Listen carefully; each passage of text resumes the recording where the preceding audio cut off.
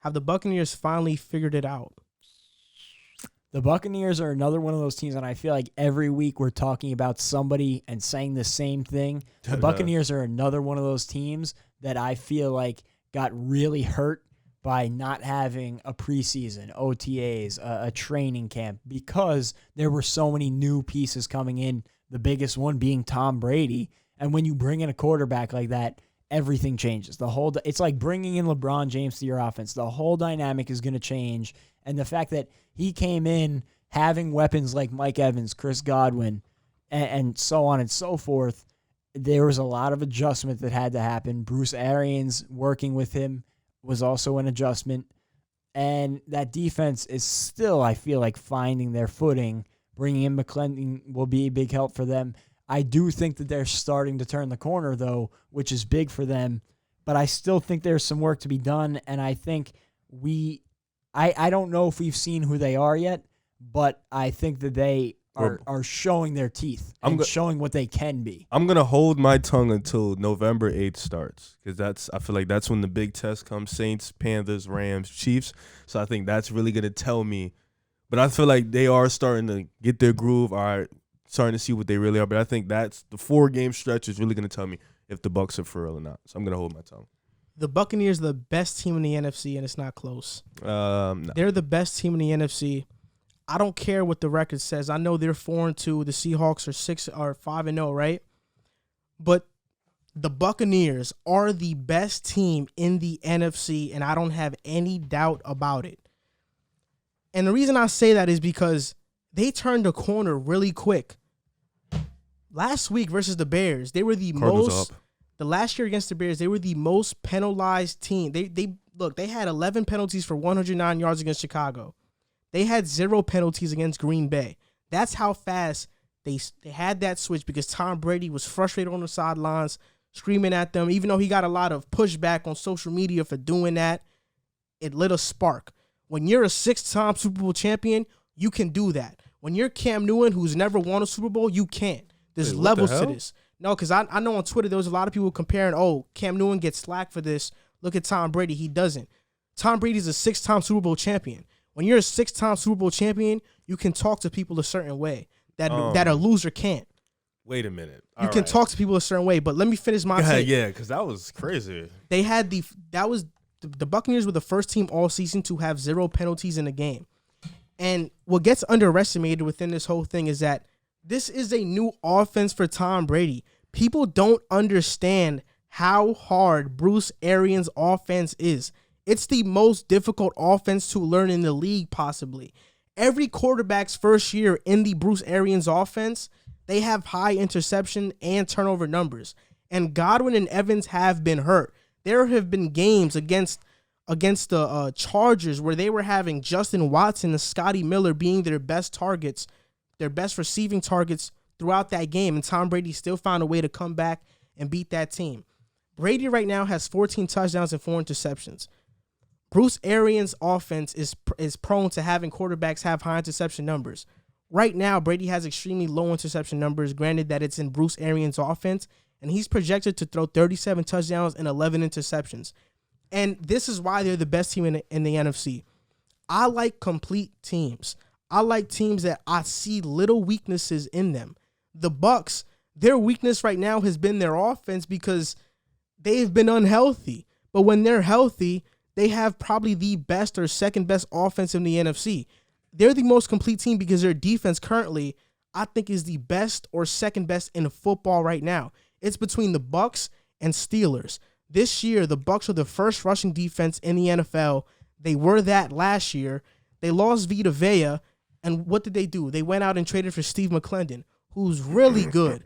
People laughed at the move because they're like, oh, who's Steve McClendon, right? We can tell you first. Yeah, but he's really good. Maker. He is really good. They're second in takeaways in the league, and people don't understand how good Levante David is. I'm about to give some praise to Levante David. He's a tiny step below Luke Kuechly. Levante David is an elite linebacker that people don't talk about. He's going to be a Hall of Famer. People don't know about Levante David because the Bucs have been a losing team and they've never been in the spotlight. But he's just a step below Luke Kuechly. He is an elite all-pro linebacker. You look at their defense with Shaq Barrett, Ndamukong Suh, Pierre Paul, Murphy Bunting, Jamel Dean, Antoine Winfield. They also have Carlton Davis.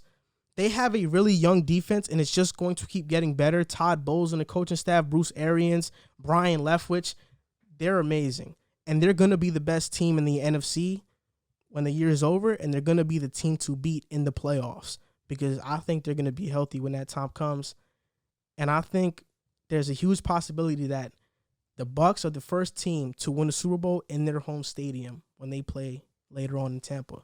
They're the best team in the NFC. That is some bold claims. I don't necessarily disagree with. I noticed when he said the Luke Kuechly thing, faces was like, oh. I don't necessarily. I don't know if you've seen your face is gonna be like that. Hey, I wasn't the only person who made the face. No, but I'm saying, Yeah. But if you guys realistically, if you tell me like how many games have you seen Levante David play in the last 6 years? No, that's a fair point. You'll probably say less than 3 because he's not on TV. That's a fair assessment. Because 1, we're not in the market, and 2, they're never on national television. Yeah, I've never been in national. I'm not trying to disrespect Levante David. Luke Kuechly is a big name. Yeah, Luke Kuechly is a Luke Kuechly is a big name, but I'm saying he's just a step below.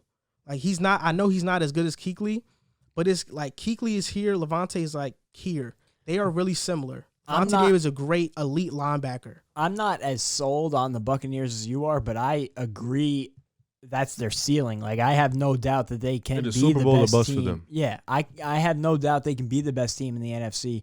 I want to see them consistently stay on the same page like they looked against the Packers moving forward now. And like I mentioned, now they're starting to they're flexing their muscles now. And this is what we know they can be. It's just, are they going to be that moving forward? And if I had to bet one way or the other, I would say, yes, this is the team that they are. And a lot of people have been talking down on Tom Brady, which is the biggest mistake you can make. Because never in his career has he been, a Trevor Lawrence type athlete, Patrick Mahomes type arm strength. But no matter what, at the end of the day, he will keep you in football games, and he will make plays come winning time. He's a hard worker. That doesn't change now that he's no longer in a Patriots uniform, especially with Bruce Arians, who I have always loved as a coach. Yep. I would not want to see the Buccaneers in a playoff game. I really do think that, the more I say it, the more I agree with a lot of what you said. They might be the scariest team in the NFC.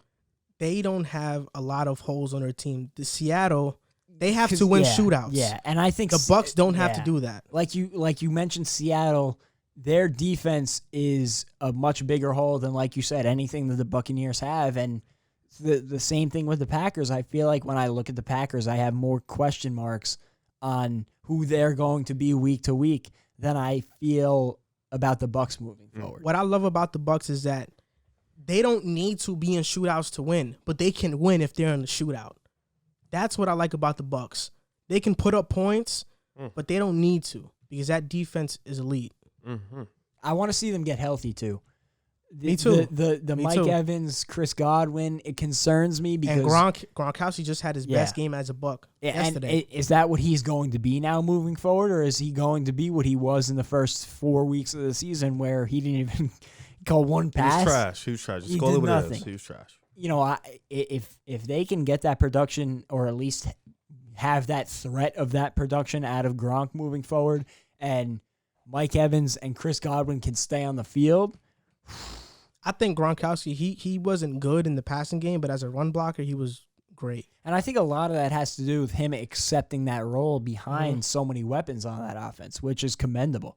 And it's almost surprising out of Gronk to see that, because he's been such a personality, and you wouldn't expect him to take that backseat role. But Tom Brady's his guy. He came down here to get a ring in Tampa Bay, and I wouldn't be surprised to see that as the outcome. And also, just that offense is really difficult. There's so many option routes within every single route. It's really hard to learn. Like, I have a book that has every single play they ran last year, and there's a lot of option routes in that. Brady's so cerebral, though. I mean, he's got to have the best football IQ in the game.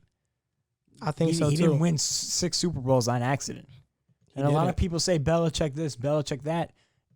you look at Bill Belichick now, granted, I think that he's making that Patriots team better than they are. The Patriots have They're gotten nowhere dealt, near what they were. they've gotten dealt a bad hand because all of the COVID stuff That's that has fair. happened. That's fair. But even so, they have not looked like the Tom Brady Patriots without him. Yeah. And I've always said that they both deserve the praise for that dynasty happening. But I think that Tom Brady's gotten a little disrespected since he's came to Tampa Bay. And I think he's heard all the I think so talk. too, because I even seen River do this whenever Tom Brady throws a bad pass, you want to quote the tweet, you want to retweet it, you want to put laughing faces. Oh, this guy is this. He's 43. I didn't say nothing. I just laugh. All I do is laugh. Yeah, he I just laughed. He threw a pick six. It was against the Chargers. And then Tom Brady goes out and throws 5 touchdowns. And I texted Riv and I said, laugh about that. Laugh about that. It's funny how you didn't text me when you told me the Bucks was gonna beat the Saints on opening night. You didn't text me that night though. I said it got real quiet on that one though. I said what do you feel about the Bucks? Me and him, he picked the Bucks to win. I had the Saints to win. Like I said, I'm just gonna hold my tongue until they play. They're 1-2 against great teams, so we'll see how it goes. You're calling the Bears a great team? Yeah, essentially, great defensive team. We are starting to turn the corner, though. These next couple weeks, I think, are going to I'm still confident in the Saints, boy. I got the Saints, man. I think these next couple weeks are going to be make it or break it for a bunch of different teams that we've talked about. No, literally. Throughout the first 5 weeks of the season. Mm-hmm. I'll be the first to admit that I'm emotionally invested in the Bucks. Oh, we know. Before the season happened, I Foles. picked the Bucks to make the playoffs. This is before Tom Brady went there. I was under the impression Jameis was going to stay, or they were going to get a Phillip Rivers or Teddy Bridgewater. I thought they were going to make the playoffs even without Brady. I couldn't when they got Brady, I was like, oh yeah, now my prediction is going to be 100% true. There's no way they missed. And then you switched it to Super Bowl. Tell them you switched it to Super Bowl. Yeah, so now Yeah. I have really high hopes for the Tampa Bay Bucks. Stick with it. There you go. I've saw them throughout last year. I watched every single game of the Bucks because I like Jameis too. 30-30. And I really think this team is great. So what I happens? really like the Bucks. What happens if the Bucks play the Bears in the NFC Championship? Who are you gonna root for? I'm rooting for Tampa Bay. Nick Foles, if he makes the NFC Championship game, that's great for him. Right. That's great for him. That's something I could ride for. He'll get the Foles silver behind Brady's Foles gold. I think Foles will get gold, but you're mixing Brady with some like gold and diamond. Like he'll get both. I'm gonna stick with my pick. I got the Saints. Got the Saints coming out. I think the champion's coming out of the AFC this year, but it's way too early to be. Well, I'm saying just strictly anything coming out the about that. NFC. I didn't pick the Saints to win the Super Bowl. I just thought they were gonna beat them. So And we already got one job done. 1-0 early. so I picked Mike Evans got. Oh my Mike God. Evans won yesterday. No, Or- I'm talking about won. the Saints. Yeah, Mike Evans got he locked. was hurt. Oh yeah. He was dealing with a leg. Yeah, injury. yeah. Marshawn Lattimore. Come on, bro. We're not even worried about him. Marshawn Lattimore, he's good, but he's not what you think he is. That's fine. And when he plays Mike Evans, he's what we think he is. You'll see. We'll see what. If Mike Evans isn't hurt for that game, you'll see what Mike Evans does to Marshawn Lattimore. What has he ever done to Marshawn Lattimore? Same thing Mike Williams did on Monday night last week against Marshawn Lattimore. Did you see that game? Marshawn Lattimore was horrible. That dude had 2 yards against Marshawn Lattimore. He lined up. He had 2 yards, bro. Yeah. I think the Bucks, even though they're not undefeated like the Seahawks, I have the Bucks over them.